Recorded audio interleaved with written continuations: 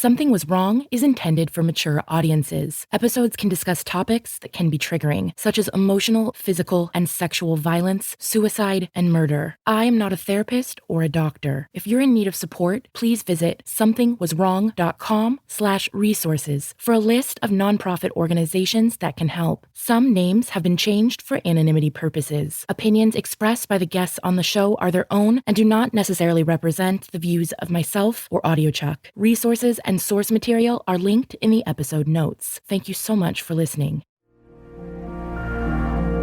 Last week, we heard Emily's story of meeting Cody and the financial and emotional abuse she endured. This week, we're introducing you to Vanessa, Cody's first wife, and sharing the story of how these two women united and uncovered his lies and secrets. I'm Tiffany Reese, and this is Something Was Wrong.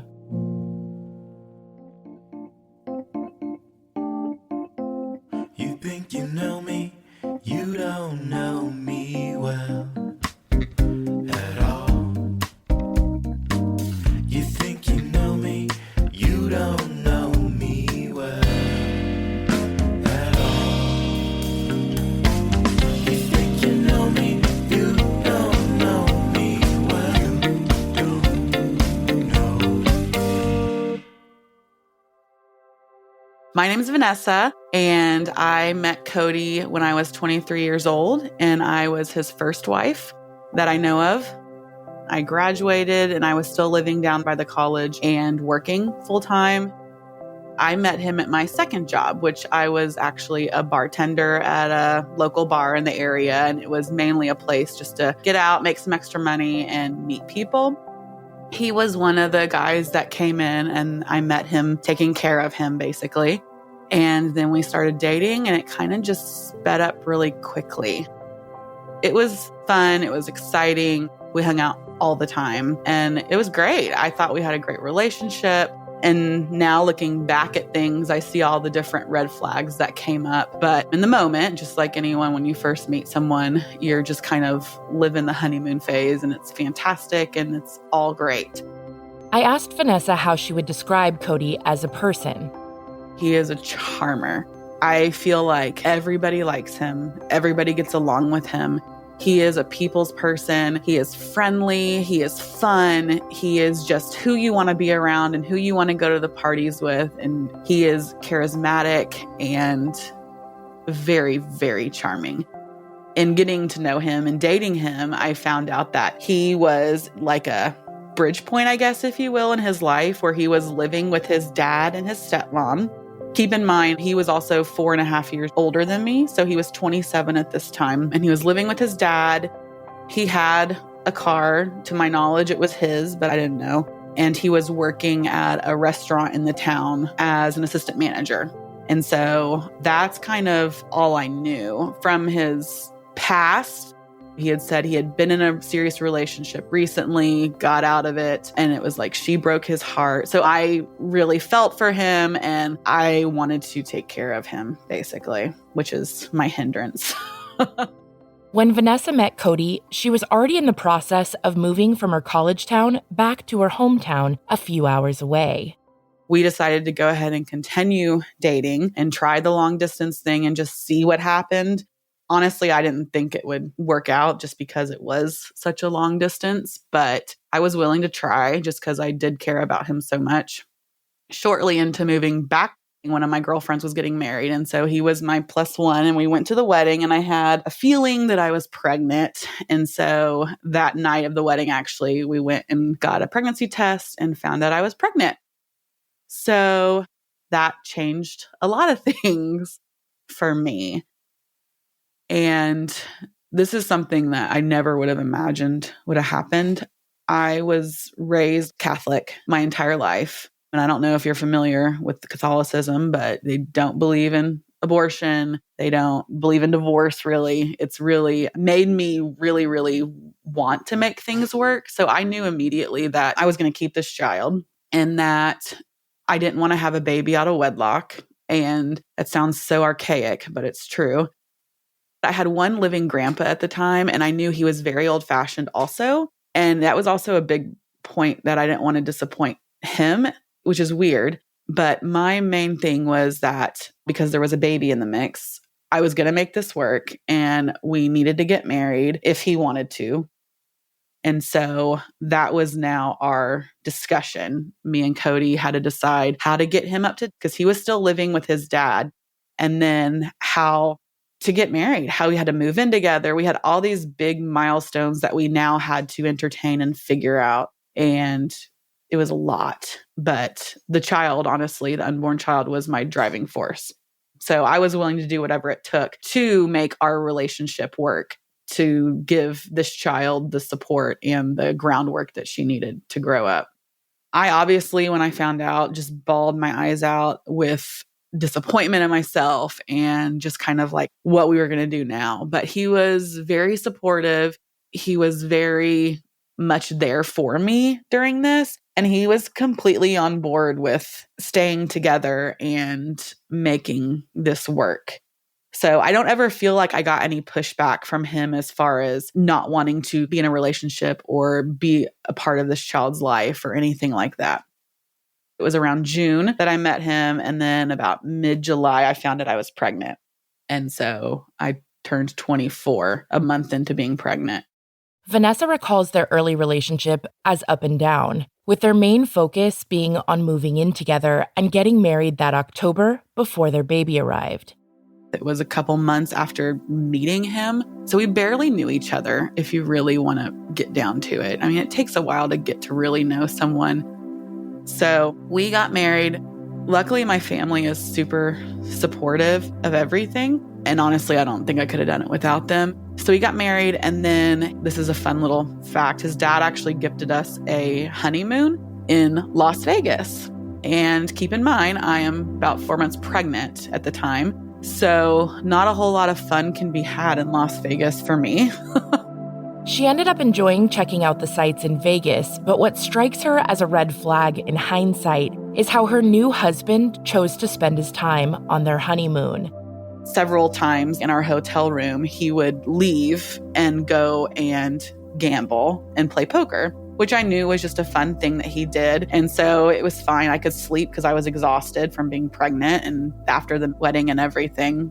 But again, now looking back, that's very odd.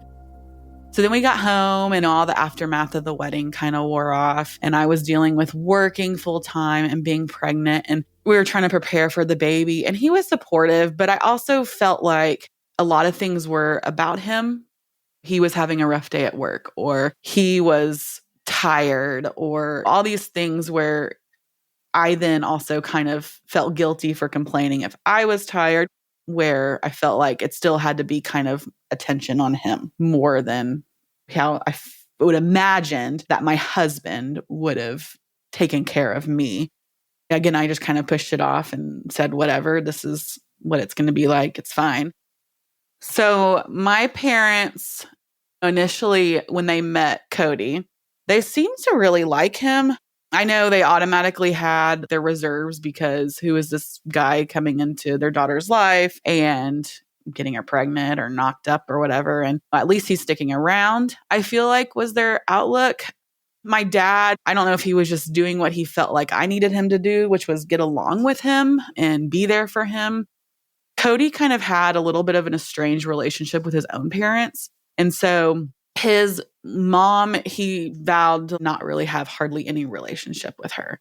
But then in talking to him about his life and growing up, he didn't really have a relationship with his dad. So I feel like this was more of a new relationship, which I was raised with my parents, married for 30 years and had a very good relationship with them. And so to me, to meet someone whose family is not have that kind of relationship was very odd for me. Vanessa recalls Cody's father having a strange reaction when they told him of their plans to move in together and get married. His dad didn't really fully agree with him moving, which I thought was very strange because why would you not want to go and support a woman that you potentially want to marry and the child that you're going to have together? But his dad didn't support it. And I took a lot of offense to that. Obviously, there's a lot more to it, but I didn't know at the time. That then started making their relationship a little rocky. So I think when he then was now into my family, My dad kind of took it on his role to kind of take him under his wing and make him almost like a son, if you will. The following April, the couple welcomed their first child, a daughter. She was honestly the best little thing we could ever have gotten. She was the best baby, which made it great. Cody at the time was in charge of all of our financial stuff, our budgeting, paying of all the bills. He kind of did all of it, which I just let him do. Honestly, I didn't enjoy it that much. And so I was like, hey, he's willing to do it. Let's do it.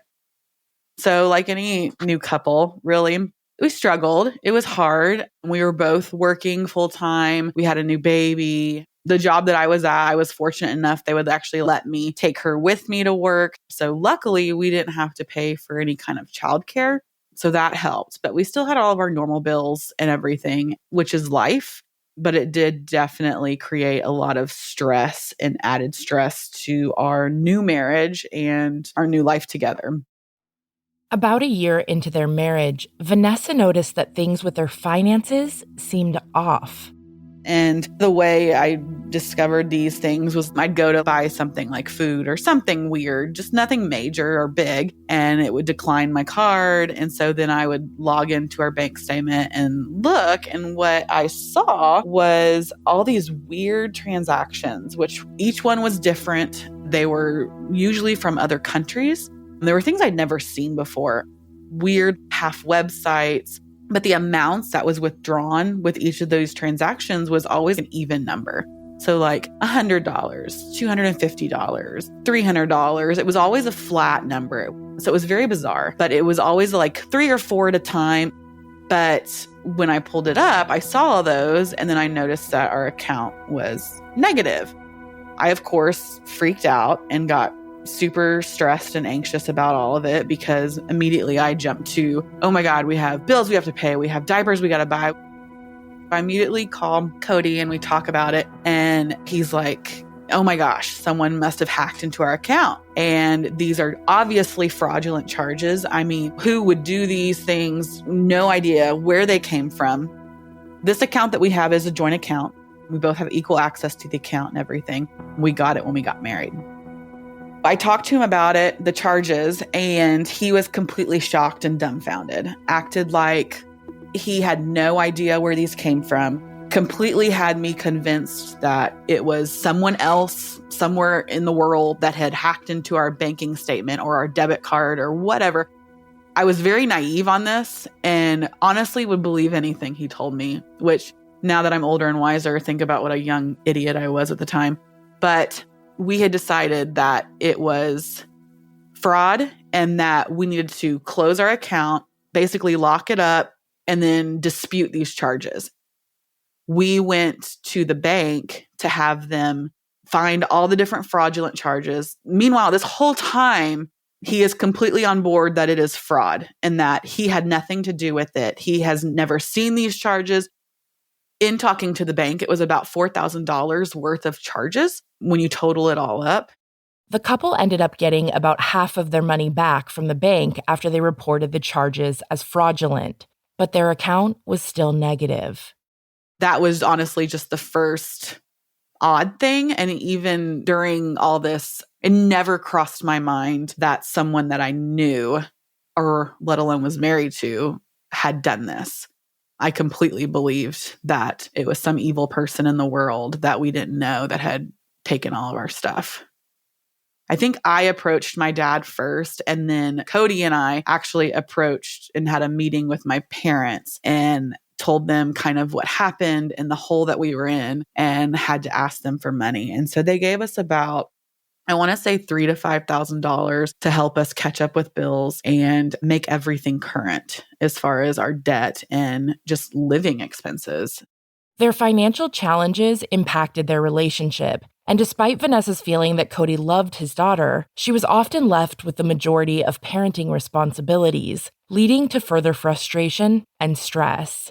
As far as like the harder stuff with her, like the parenting part of it, that mostly laid on me. And I was happy to take it on. I feel like now that he saw that and knew that and kind of just capitalized on it and preyed on it and was like, this is great. She's going to just do it all and I can live this great life and be the best father, quote unquote, I can be. Shortly after discovering the fraudulent charges on their bank account, Vanessa noticed that Cody was frequently gambling online. There were all these different online servers that he was on and he would play a lot. So basically he was going to work and then coming home and playing poker a lot. And just in reading back from like my journal and everything, at this time I felt very alone, honestly. And I think it was just like him constantly being busy and choosing to be on the computer, poker or not. He was on the computer instead of being a part of our life, I guess, our family. The schedule was very sporadic and weird. And I wanted to go visit my grandparents out of town with my parents, and he was unable to get off of work.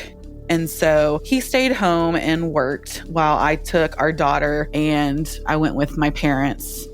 She was so exhausted from the trip, Vanessa decided to return home a little earlier than she had planned. Our house where we stayed at had a carport in the back. And so you parked in the back and came up through the back door, like through the backyard and then through the back door. And it was a townhome. And I came home and the door was locked. And I was like, oh my God, the door is locked, because we had just driven the 3 hours from my grandparents' house with my baby. And of course, I'm not going to stop because I'm a woman on the road with my baby. So I needed to go to the bathroom, like really bad. So I was at the door and I'm holding our daughter on my hip and I'm like waiting at the door. And I'm like, oh my God, I didn't have my keys out, of course, because why would I? And so I'm knocking on the door, and our townhome was 2 levels. And so the stairs, if you looked through the glass, like sliding door, you could see the bottom of the stairs. And the stairs were like, they would go up halfway and then go up again. So there was like a little landing spot halfway up the stairs. And he had run down, was on the landing spot, saw that it was me at the door, and then ran back upstairs.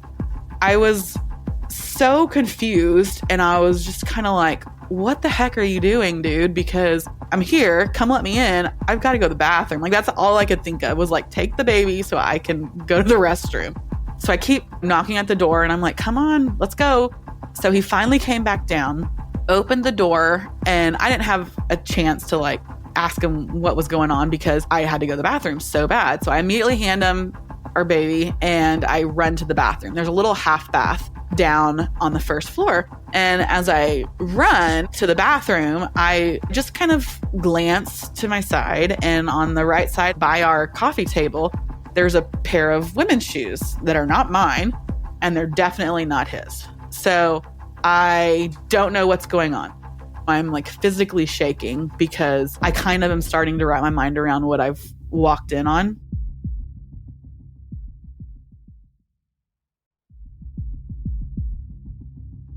And I come out and he is out in like where the carport is.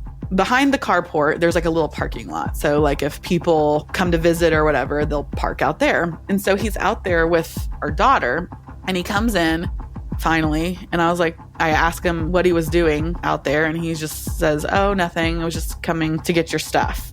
He comes back inside. And when I walked back out, I noticed that the shoes were gone. So that changed in the time it took me to go to the restroom. He came back in, we went upstairs, and I just remember such a fog in my head because I was physically shaking and I didn't know how to approach this. Or I think what made me the most scared was what was going to happen afterwards. Like, is this the end of our marriage? Like all these thoughts in my head just started coming up and was completely consuming. And so I confront him and I just say, Cody, what were those shoes? And he acts, his initial reaction is to act like, what shoes? What are you talking about? There was nothing there. And so I just tell him, I saw these shoes downstairs when I ran to go to the restroom. Don't lie to me. I know that there was someone here, who was here, and what was going on. So at that point, he kind of, I think, realized that he couldn't lie about it. So he tells me that it was some woman from his work and that she wanted to learn how to play poker. And so she knows that he plays a lot and is really good at it, which is incredibly inappropriate. I didn't know this woman. I'd never met her. And honestly, to this day, I don't know how their relationship was or what happened. But all I know is that a woman was in my house when I was not there. And he clearly was not expecting me home at that time because I had told him I was going to come home later. And so the whole thing, he was caught. And the fact that he tried to continue to lie about it after being caught just like dumbfounds me. Like, just own it and take responsibility for it. But he couldn't do that. So at this moment, I was furious, full of this wave of emotions and questions in my head on what to do, how to handle this. So I took my daughter and we went to my parents' house and we stayed there. When she left, Vanessa told Cody that she didn't want to talk to him and needed time to herself to think. I contacted my best friend. She's the only one I really talked to about it because I feel like I was very embarrassed and humiliated. He kept messaging me and trying to talk to me. He eventually just kind of got through to me and let him kind of say his 2 cents. And all I could think about was like, we're so new into this marriage and this is already happening. I don't think this is a good sign. So what are my options? I could stay married. We could try and work through this, or I could try and get a divorce, which no one in my family had been divorced. That was just not normally. That was not what we did. Nobody got divorced. If you had problems, you worked through it or you swept it under the mat.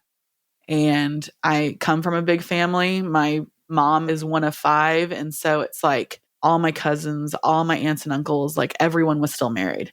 So that would have been just another punch in the gut of like how much of a failure I was, basically. I took it all personal, which is not healthy, honestly. So that kind of made me just want to make it work because I didn't want people to know about it and know that I not only got pregnant out of wedlock, had to rush my wedding, but now I'm going to get a divorce. It was just like one thing after the other. Eventually, the couple worked through things enough for Vanessa and her daughter to return home and try to work things out. I don't think counseling was even in my vocabulary at this moment in time and in my life, but probably what we should have done, but we didn't. I don't feel like we ever really dealt with it because we never really discussed what happened. We knew he messed up, I was mad, and we were going to work through it. And that was it.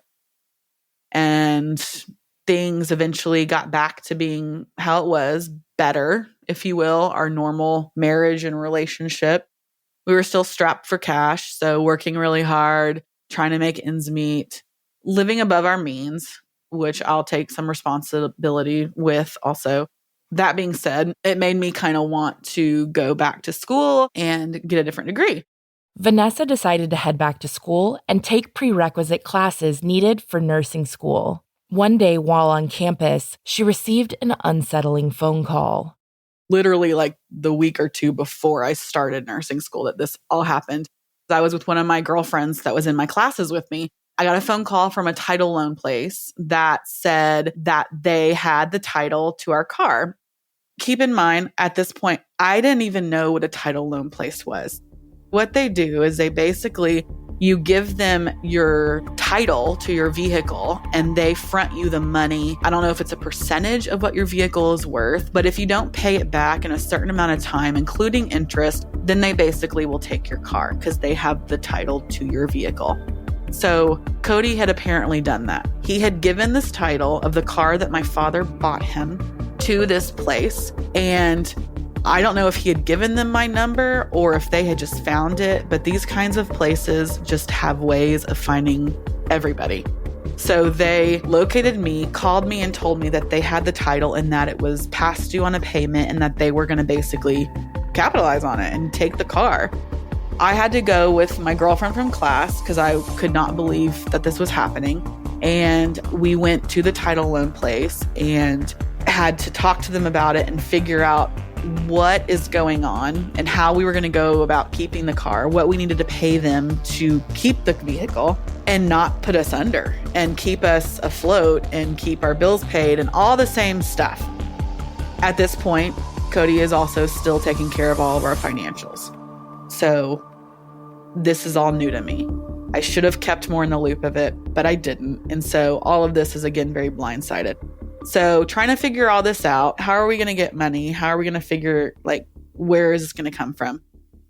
I think at this point, this was kind of like the light bulb, which made me realize that all those fraudulent charges that happened were probably him. And they probably weren't fraud. And this was kind of the first introduction of oh my God, I think he's doing this.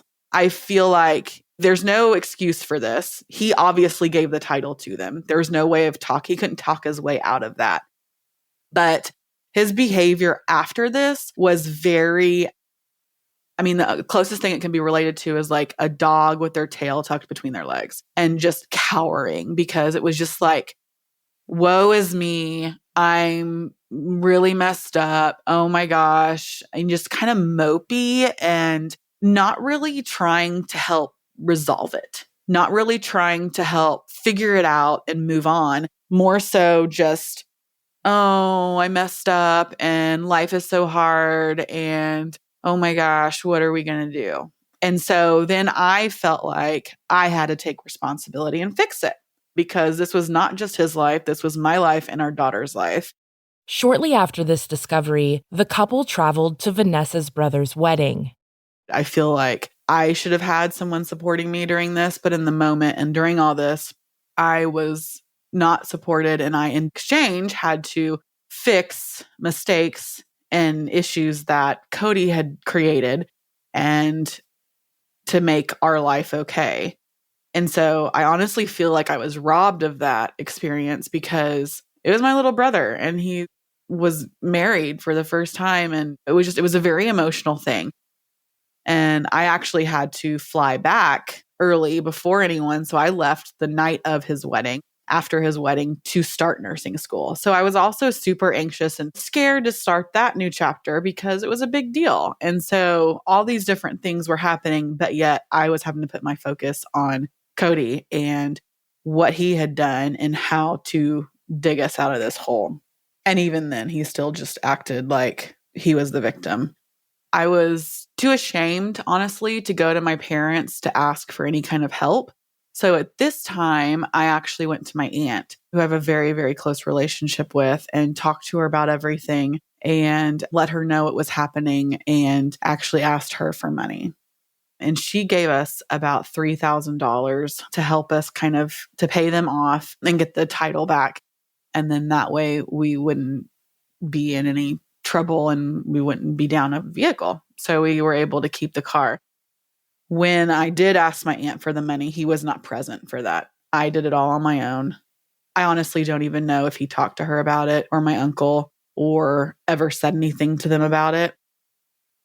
So if you're keeping track of the timeline there, that was about 2 years since the fraudulent charges, which his kind of MO now was about every year and a half, 2 years, something would happen. So I don't know if it's boredom or what, but that was about almost exactly 2 years from the fraudulent charges that now, since the title loan, I had discovered was probably him. He hadn't fully owned it still to this point, but I think it just kind of planted the seed in the back of my head that it was hey, be on a little bit higher alert. This was probably your husband. Vanessa went to nursing school while working full-time and caring for her daughter. About 2 years later, she graduated and began working in what she describes as her dream unit. At this point in time, I feel like I've achieved my goal. We're doing great. I feel like our relationship is better. We're getting along great. And so at this point, I'm like, hey, let's have another kid. This is a great time. So we decided to not prevent from getting pregnant. We were very excited about it. We were living in apartments at this time. So we were now going to looking for a house. Things seemed to be going well, according to quote unquote plan, right? And so we got pregnant, told my parents, they were excited, everything was great. And then all of a sudden, this huge thing happen in my life. My parents actually had some issues and filed for a divorce. That was like the floor was being ripped out from under me. Like I said previously, I basically had like the ideal upbringing, great family, great parents. I always wanted a relationship like they had. So for them to come forth and let me know that they were not picture perfect and that they had some major, major issues in their own relationship and that they were filing for divorce, I mean, it was really, really tough on me. And again, I'm pregnant. So I'm dealing with all this while all the hormones. I know I did not handle it best way I possibly could. I was very angry with my parents, my dad in particular, and I really needed Cody to be there for me during this. This was a very, very hard time, and he really wasn't. He was present, but he never wanted to really be there for me. I would get angry and frustrated, and you know how we all process things is differently, but he would come forth and tell me how he felt. He was the one being punished for things that my dad had done and that I was taking out my frustrations on him, which to me was one of the most selfish things he could have done. Cody's lack of emotional support led to major fractures in their relationship at a time when things were already about to get hectic again with a new baby arriving soon. Then I had my son. He was not as good as our daughter, so he cried all the time. He always wanted to be with me. He also was breastfed and he fed every hour and a half. Like it was the longest days, the longest nights. And so all this stuff happening created basically the perfect storm for Cody to act out, as you will. I believe it was about a week before Thanksgiving, I went to go get my hair done. And I was so excited because I'd been to hell and back, had a child. I looked like complete garbage. And I was so excited to get my hair done, right? And I go to give her a check and I write her a check and I leave. And then she calls me and tells me that my check has bounced. And I remember asking Cody before I went, are you sure I can go do this? Our hair costs about this much money to do. So I got it pre-approved, if you will, because like a fool, I had, after the title loan thing, I had taken over the finances. And then I slowly, as we got better, I let him kind of have the reins again. Dumb, but I did. So I was letting him know how much it would cost. Is that cool? Can we do that? And he assured me, yeah, no big deal. Go right ahead. Go get your hair done, blah, blah, blah. And I did. And then I have to get a call from someone telling me that my check is bounced.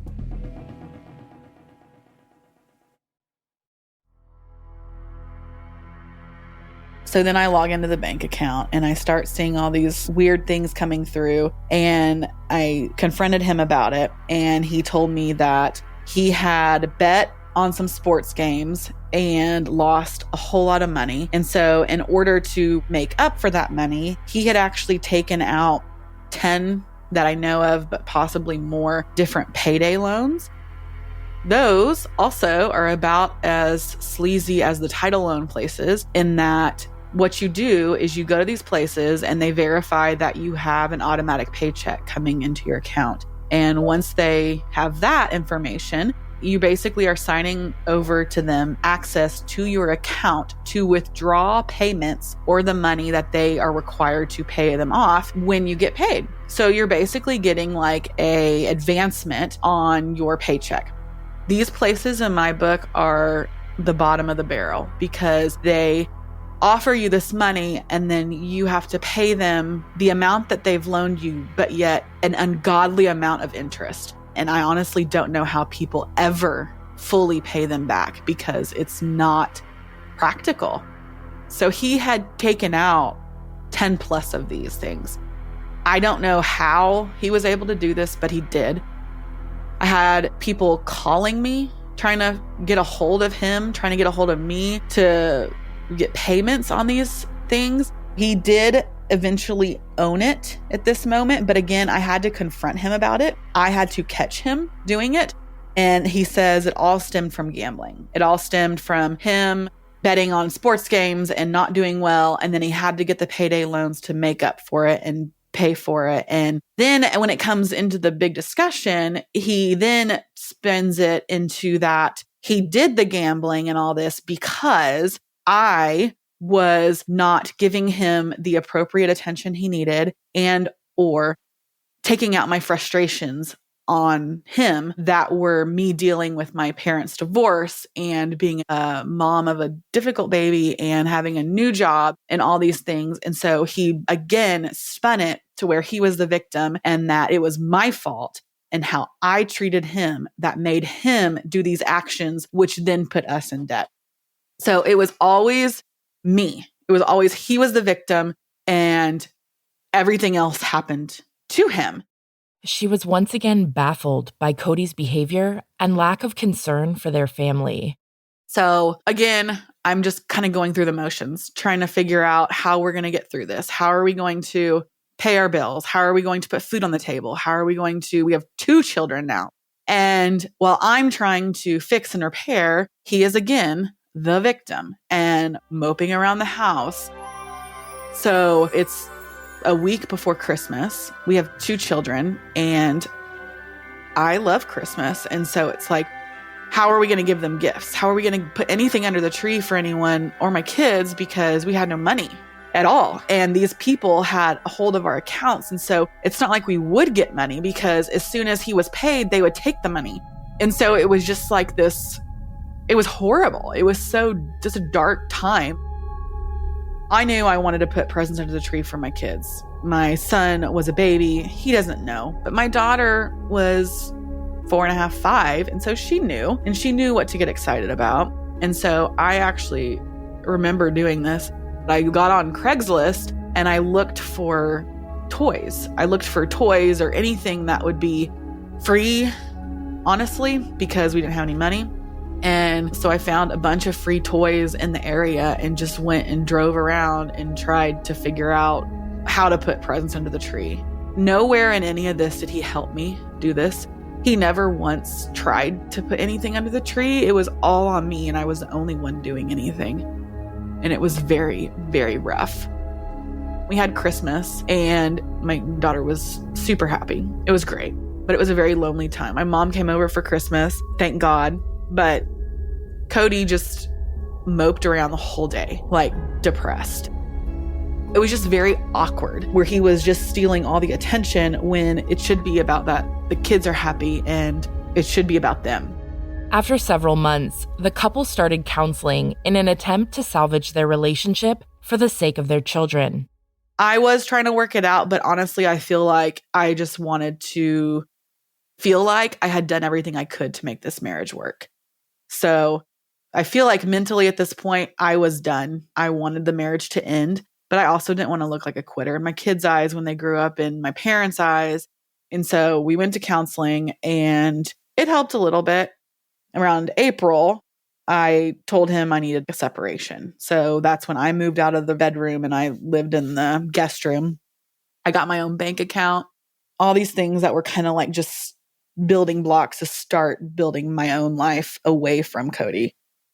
He was very intimidating at this point.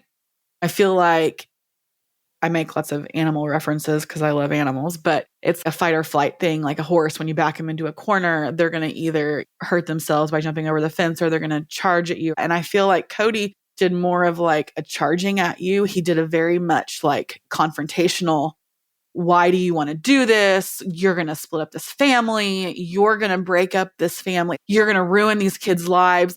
He kind of jumped on these things that he knew would hit home with me and that would hurt the most, which was my children. And that made it just so much worse. He would say things like, what makes you think you will get custody of these kids? He also would bring up money saying, it takes about $300 just to even see a lawyer. He made comments like, we can't be separated or live like this for a long time. Someone needs to move out and I want the house. It's just kind of really weird and it scared me. And I honestly just shut down. He just really bullied me at this time. I mean, I completely lost all my own personality and strength during this time. But I continued to move forward. I remember vividly, I stayed at my mom's house one night because it was horrible, our living situation. And we talked a lot that night. And she kind of almost gave me the silent approval of like, it's okay to leave. It's okay to get a divorce. And that is, I honestly think, what I needed at that moment, because I just needed someone to tell me that it was okay. I'm so sorry that you experienced all of this. It's heartbreaking to hear. I know as a parent, when their well-being is at stake, it makes everything so much more painful and more difficult because we want the best for them. And unfortunately, those manipulation tactics that he was trying to use, sometimes they really can be effective. Oh, yeah. I know at one point I just left the house to get away because it was too much. And I just sat in a parking lot and just was crying. And he was messaging me, telling me that he was going to wake up the kids and take them and leave. And I then obviously was terrified. So then I went back home and just kept living in this environment. It was such a beatdown. So I decided to go ahead through the divorce in May. In June,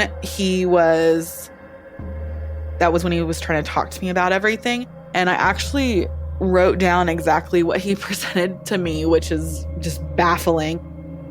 We were going to sit down at the kitchen table and talk about it and work through that we were on board with the divorce, and we were going to work through all the terms together. And then it was going to be resolved. And in a perfect world, that would be great because it saves a whole lot of money and everyone's happy. It's not going to happen that way. So he presents to me why he wanted to talk, and he verbatim says, I know you won't agree to this, but I was thinking that since we decided on this lifestyle for our kids and you make 60% and I make 40% of the total income, you should give me about $550 a month so that I am able to continue to give them this lifestyle. At this moment, I basically am dumbfounded at the idea that he's even has the audacity to ask me for money, because in my opinion, he's the one who put us in this financial ruin and all these issues one after the other. And now he's trying to get me to pay him so that I can be divorced from him. And so that conversation didn't go well. Obviously, I absolutely nipped that in the bud and said, absolutely not. You've got to be kidding me. And so we ended up having to go through our attorneys with all this. By some grace of God, I don't know how I was able to do this, but he eventually moved out of the house, which was the best thing ever. And that happened in late June. I don't know what eventually got him out or how I was able to do this, but I did. And that was a huge milestone.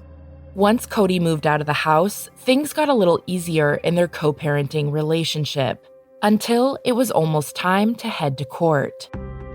So one big thing that happened the day before we actually had our first court date, I guess he thought that we were going to not go to court. We were going to resolve it together in a room. I don't know. He thought that we were going to fix it and come to our agreements together over a meeting and not court, so that he wouldn't have to pay court costs, basically, is what it all came down to. So the day before, I was working with my attorney, tying up loose ends and figuring out what we needed to have for the court case and everything. And I let him that night take my daughter to go see a movie and just have a daddy-daughter date. I never, ever wanted to keep the kids from him because he's their father. So he took her on a date and he came back and dropped her off. And I always met him at the door. Now that he was out, he was not welcome in. And it was my house, not his. So it was like, this is my home. This is my safe space.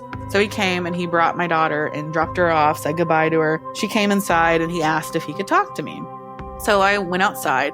My mom was at the house with me at this time because I had asked her to come over just because I was still very, honestly, scared.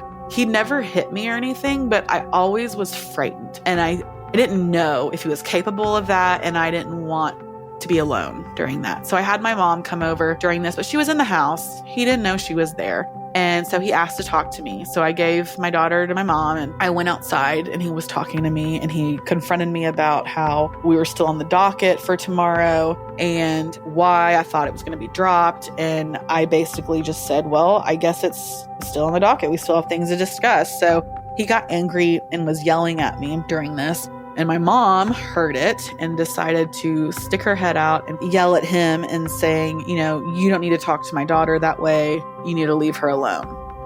And so that just added fuel to the fire. And he got very, very angry and he left eventually. And then he came back and he said he came back and asked for a picture that I had it still in the house. It was in the garage waiting for him to pick it up. It was this big picture of a sports team. And I just said, okay, that's fine. Just pull around the back and I'll give it to you. It's in the garage. But he didn't want to do that. So he forced his way into my house. He pushed the door open, pushed through me. He went to the garage. He got the picture. He walked back through. He set the picture by the front door. And then he went to where my daughter was. She was in the bathroom. And he went in there and got her and started walking out. And honestly, looks like he was going to leave with her. Meanwhile, my son is sleeping because he's a baby. But it looked like he was about to leave with her. And it was so scary. One thing I hadn't mentioned is Cody is a very, very big man. He's 6'5". He's probably 250, 300 pounds. He is very large and very intimidating if he wants to be. And the only people here were my kids and my mother and myself. And so at this point, I'm very, very frightened. And my mom actually picks up her phone and calls 911 to report basically the situation. He immediately gets very angry and gets up in her face and starts yelling at her. I really thought he was going to hit her. My daughter then starts crying and I grab my daughter and I take her into my bedroom and put on a show for her to distract her. And my mom is on the phone with 911 and he's still yelling and then he leaves because she's on the phone with the cops. Frightened, Vanessa called her dad and asked him to come over right away to help. Cody has left and then Cody comes back. And he's talking to my dad in the front yard. And they're talking, and my mom and I and my kids are in the house. And they're talking, and then the police come. And I assume that the police are there because my mom called. Then come to find out, he had called the police, Cody did, because he wanted to have them come and he said evict, but evict my mother from my house. And then they had this dispute just talking about everything in the front yard. And the police comes to the door and talks to me. And I talk to him about what's happening. And he says, well, he really just wants to say goodbye to his daughter. Is there any way that he can do that? He was the victim and I was the mean person. And so, of course, I'm going to let him. I'm not going to say no and create more of an issue. So I brought my daughter out and he gave her a big hug and said goodbye and this whole long drawn out goodbye. And then they all left. But it was just so Jerry Springer and insane. And I have never, ever had anything like that happen to me in my life. And the fact that I was mad at all of them. I was mad at my mom for yelling at him. I was mad at him for yelling at my mom and putting my daughter in that situation and that she had to witness that. Thank God she was young enough to where she doesn't remember it, but it was still very, very selfish of all the parties.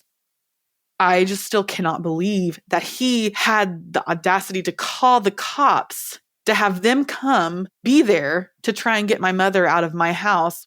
And when he was the one, he forced his way in, he was the one in the wrong, yet he obviously doesn't think he was because he called the police. So then we went to court the next day.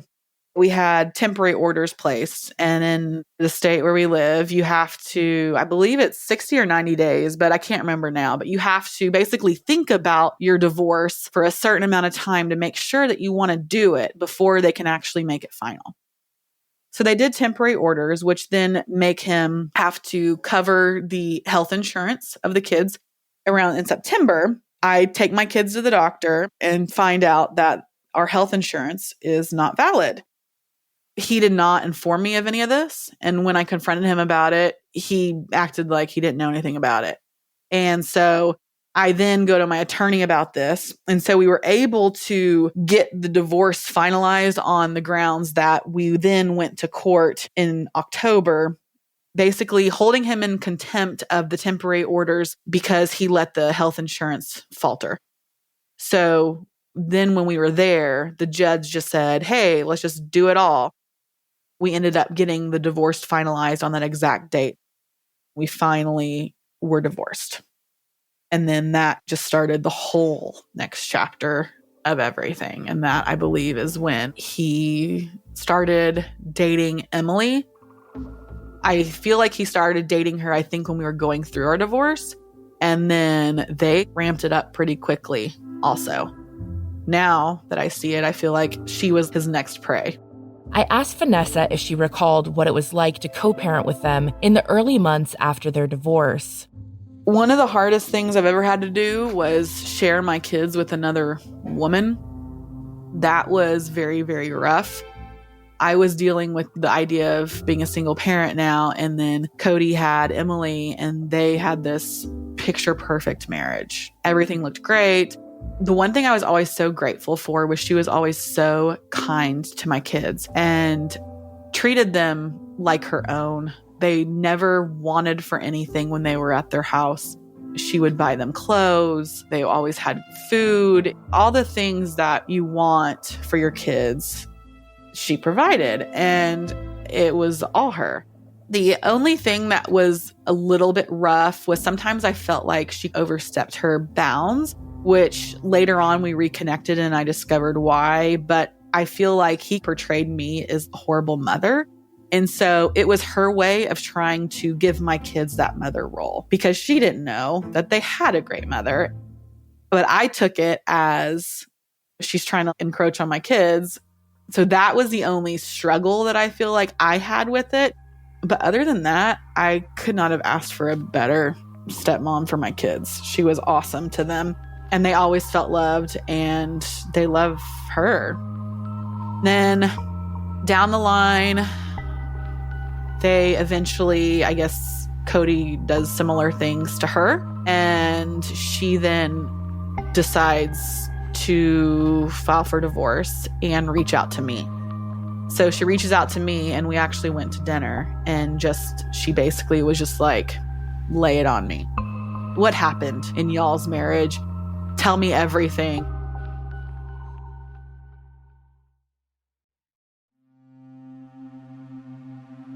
After Emily and Cody separated, Vanessa reached out to her to offer her support, and the two women met for dinner. Here's Emily. I was very curious to hear what she had to say, but I was like, tell me what happened. Just give it to me straight. Tell me everything. And she did. And unfortunately, the story looked very similar in terms of what happened to me. He had the gambling issues, the stealing issues. He was unfaithful. There was kind of the mental abuse, if you will, the gaslighting. And ultimately, she had to file bankruptcy, and her and the kids had to move in with her mom for several years. He'd absolutely done it again. And I asked her, why didn't you say anything? And she said, if I would have said something, you would have totally ignored me, probably gotten mad, told him about it, would have caused this big thing. And I said, you're right. I said, I'm not saying I would have believed you the first time you told me to be careful or whatever you chose to tell me.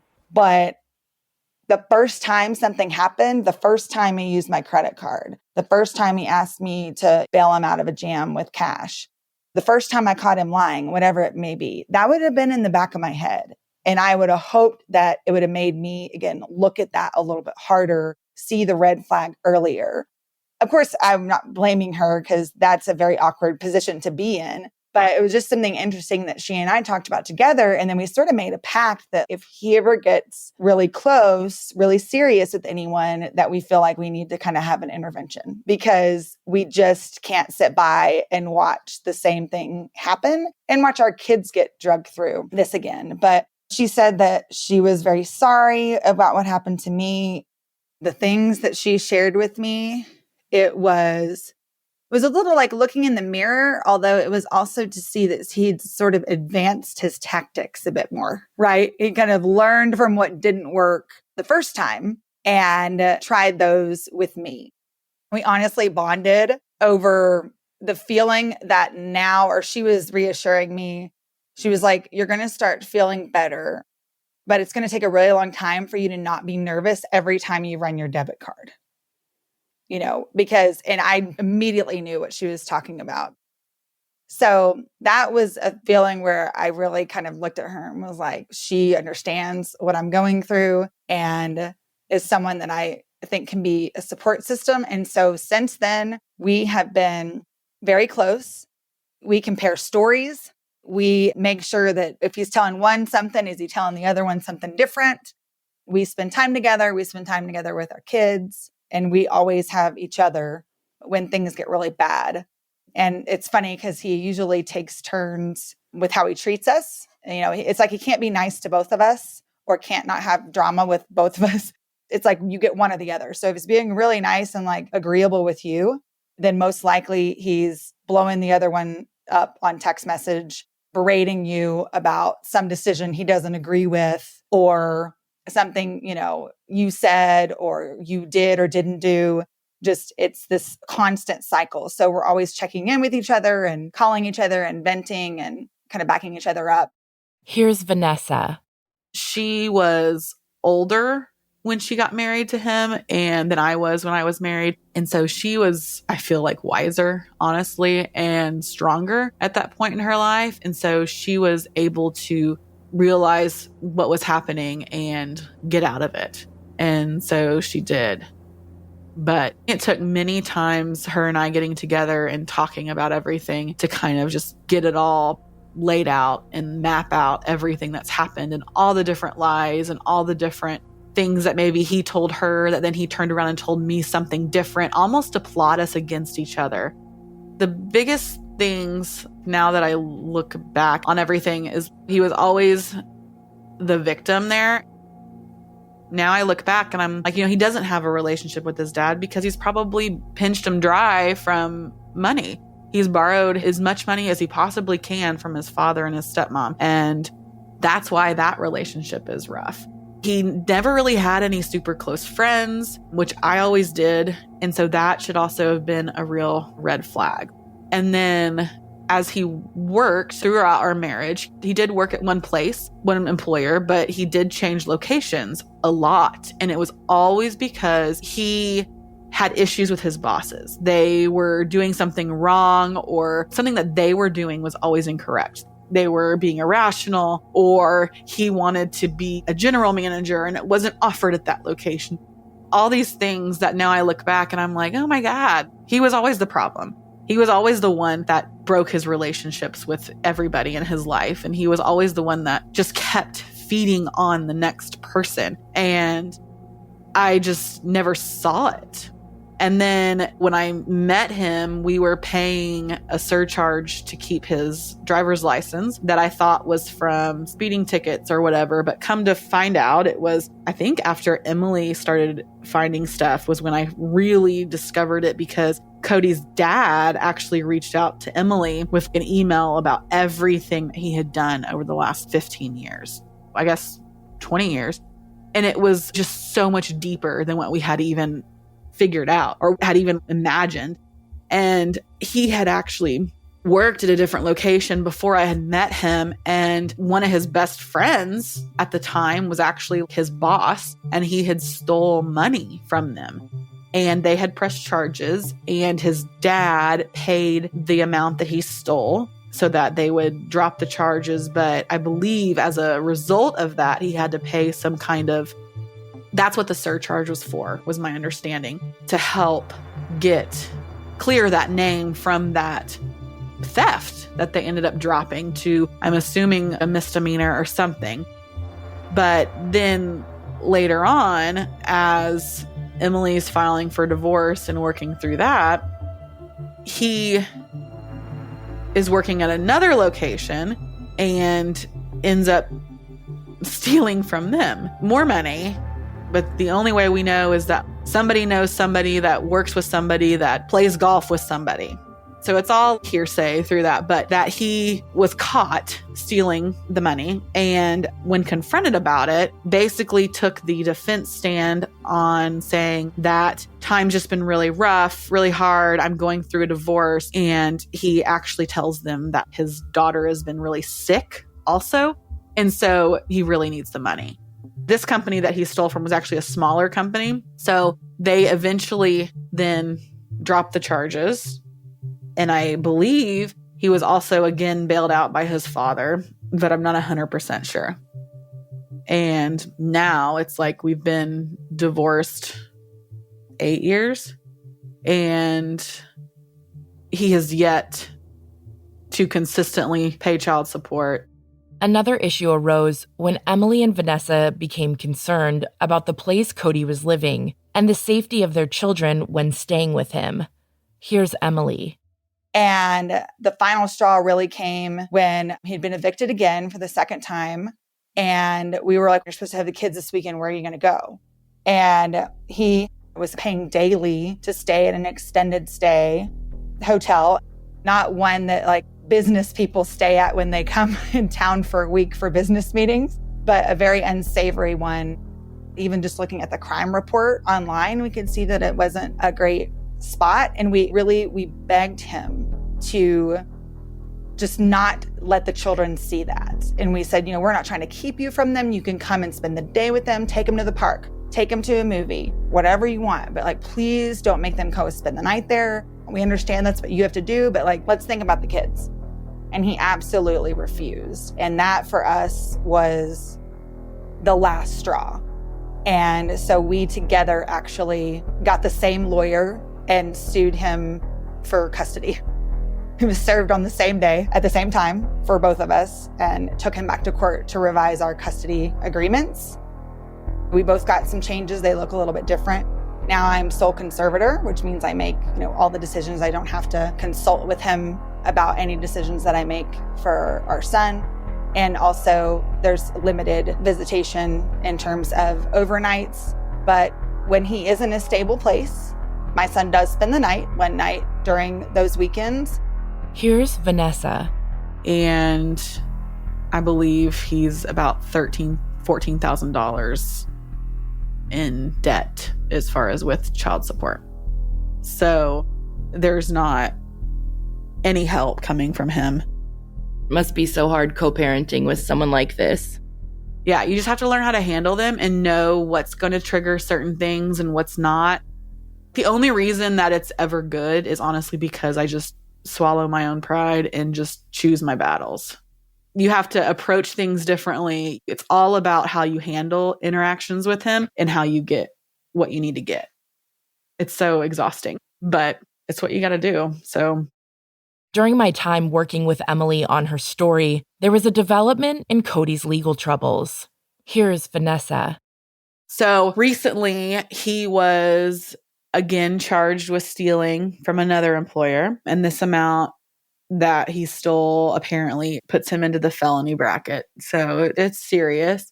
They had sent out his court information and everything supposedly to his old address, I believe. And I knew about this. And so I knew at any point in time he could be arrested or taken. He had put a warrant out for him. And so I knew this was going to occur at any point in time, which was insane because I was so scared that it was going to happen when my kids were there. So because of that, I decided to talk to my daughter about it. And with her, she is wise beyond her years. She is a godsend. She is amazing. And as she's gotten older, I've discussed more and more with her about her father, never talking about him in a bad light or trying not to, but giving her facts and information. And she can use it how she wants. Because when it comes down to it, he's her father. And that's bottom line. So I needed to talk to her about it because I couldn't be with my kids all the time. So I knew she would be the one, unfortunately, that I'd have to kind of lay this on to help protect my son as well as Emily's son when they were with him. So my daughter was very scared. And her reason for being scared was not the fact that she was scared that her dad was going to be arrested, but she was scared that the boys would see it happen. And she didn't want that to happen. And that broke my heart because she's 13. She shouldn't have to worry about this. This past summer, Vanessa and her children went on a trip to visit family out of state. And when they returned, Cody was supposed to pick up the kids per their custody agreement. So I get back and we're on the plane. And then when we land, I get all these text messages. And one of them is from him. And it says, something's come up or an emergency's come up and I can't pick up our son tonight, but I'll message you as soon as I can. And I'm immediately like, oh my gosh, he's being arrested, right? And so I try and message him, nothing, don't get anything. I try and call him, nothing, and nothing goes through. So then I'm like, oh my God, I bet he's arrested. And I'm supposed to work the next day. His mom then messages me, who now, I guess during all this time, because he has no one else, she's the only one that he has to reach out to. So she's now his buddy. So she messages me that night and says that Cody can't pick up the kids until tomorrow at 6, trying to make arrangements to spend time together. And she thanks me. Keep in mind, I have no idea where he is or what's going on. I now have to rearrange my schedule because he's not taking the kids. And I just ask her what's wrong. He isn't answering me. Even though I kind of know what's happening in my gut, I know he's been arrested. And I just say I was getting worried. So I basically called into my job the next day because I don't know what's going to happen with my kids. And she just replies with, he isn't near his phone, so he had his friend text me. So she's lying for him, knowing what's happening. And then when I confront her the next day, because I have yet to hear from anyone, and it is about 2 p.m. the next day, that now everything's in the system, right? So Emily and I can see online that he has been booked, he has been arrested, and where he's at and what charges he's arrested with. And I just message her and let her know that I know where he is and that how upset I am that she feels like she couldn't be honest with us because when it comes down, it's about the kids and we need to be protecting them. And just let me know whenever he's released from jail and have him call me so we can figure out the stuff with the kids. And she just says, like, I'll just quote it. She says, I'm sorry you are upset, but I was told not to discuss his life with you or Emily. And the fact that you are refusing the kids access to visitation until he explains himself to you is exactly why he doesn't feel free to talk to you. Your perspective of him has twisted your parenting cooperation and is more damaging to the kids than anything he has ever done. I pray God fills you with a more forgiving heart for your children's sake. They need to understand we are all sinners and only God has the right to judge. Needless to say, I did not respond to that message because right there, I think explains a lot of how he is. I mean, I do care. I hate that he has to be arrested, but all I care about is I'm planning what I'm doing with my kids. I've never tried to keep the kids from him. I said, you know what, Cody, I don't care. I don't care what you did. I don't want to hear about it. All I care about is, are you out of harm right now so the kids will not be harmed? And when would you like to pick them up? Because I can't keep the kids from you. I can't legally do that. And you know what? Honestly, the older they get, the more that they need to see you for who you are so they can make their judgments and their own decisions as far as the relationship that they want with you. Here's Emily. He was arrested earlier this year and is currently facing felony theft charges. So because finally an organization did file charges. It had happened before, but he'd always managed to talk his way out of it. And so that's what has just been so important to me about telling my story to anyone who will hear it. I'm not ashamed of it. And for doing things like this to share it more broadly, because I know for myself and my family, we had never met anyone like this. We never dreamed that people lived this way or that people could get this far in life without getting in trouble in a way that it was very visible to people.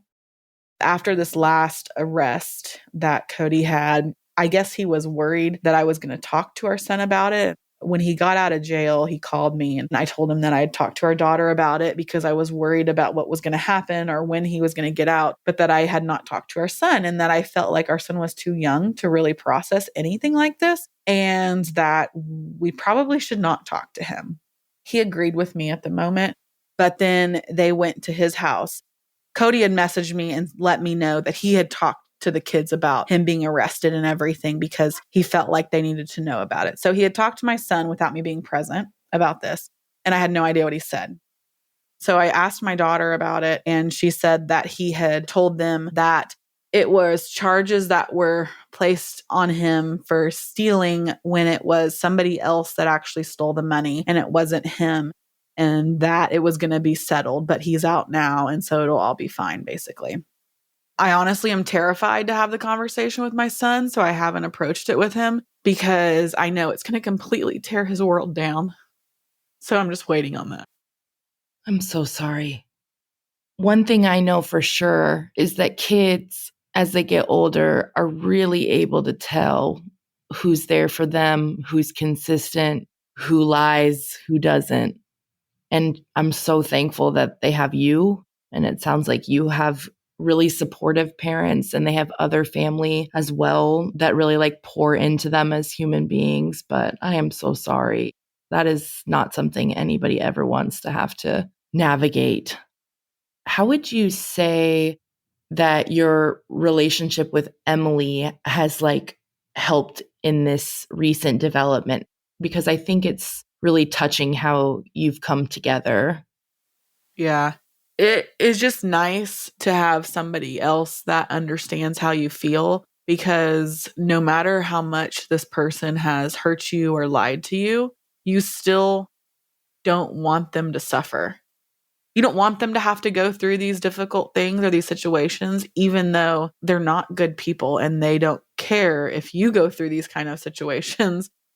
When I found out that he had a warrant out or had been arrested or whatever, I cried, which most people are like, why are you crying? You should be happy. But it's not a happy thing. It's a very sad thing. And I think it's because he is an automatic connection to my kids, and that I know how it's going to affect them.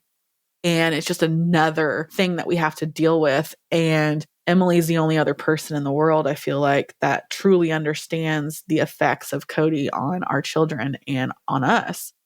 So it's nice to have somebody to just talk to about it or work through with it, because otherwise you're very alone. So that has been really, really helpful. I know for me, in that I'm not alone in all this. And I hope it helps her as well. I feel like it has. If you could speak to your younger self, what advice would you give her? Trust your gut and just be stronger. Question things.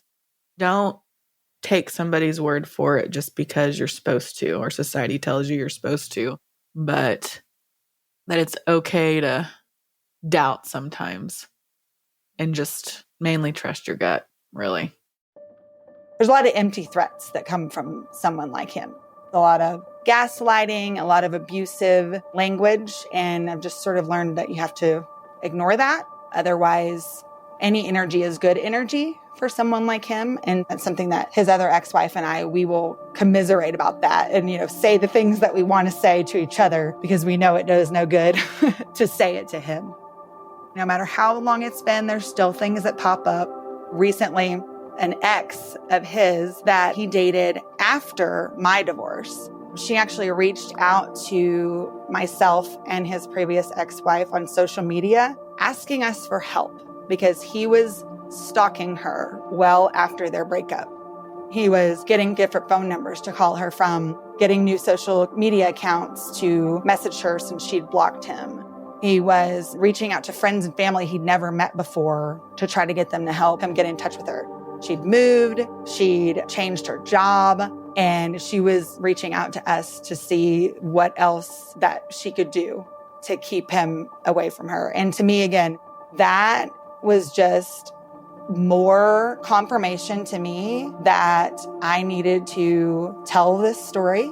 I needed to share it, right? Like so many others before me, not reaching out or divulging anything that they may have known.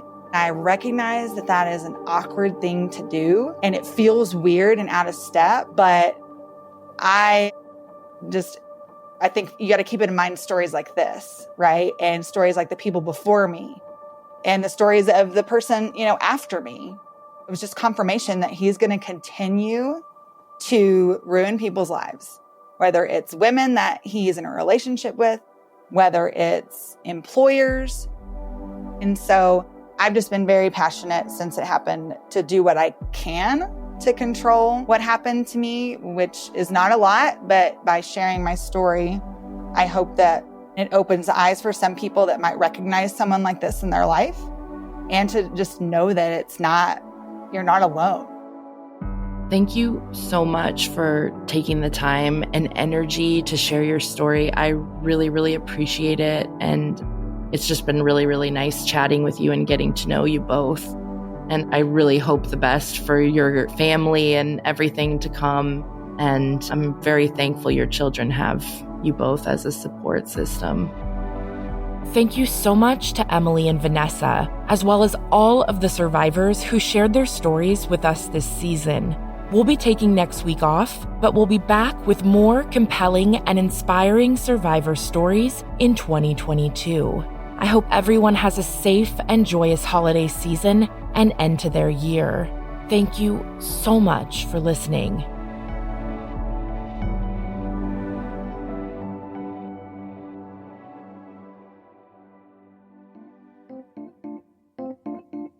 Something Was Wrong is an AudioChuck production. Created and hosted by Tiffany Reese. Our theme song was originally composed by Glad Rags, covered this season by Basic Comfort. You think you know me, you don't know me well at all. You think you know me, you don't know me well. You think you know me, you don't know me well at all. You think you know me, you don't know me well at all. I take my time every day. I call my mama, she said,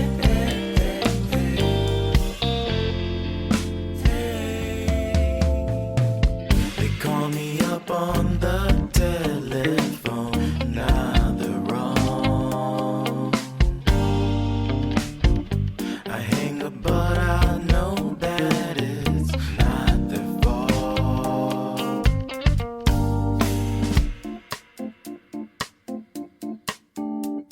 Because they think they know me, they don't, they don't.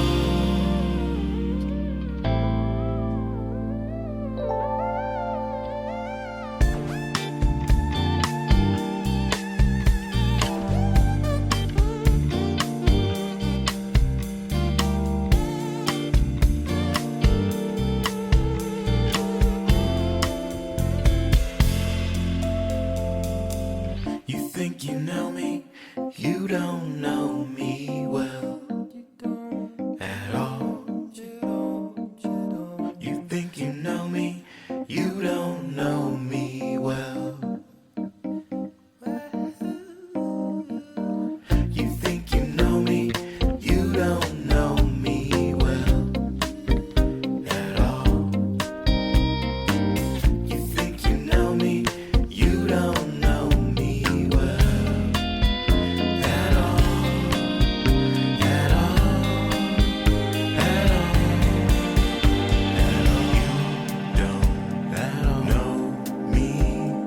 You don't know me, you think you know me, you don't know me well.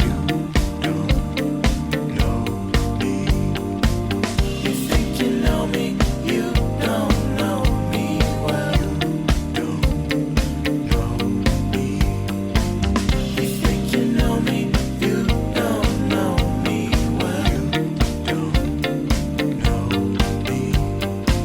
You think you know me, you don't know me well. So, what do you think, Chuck? Do you approve?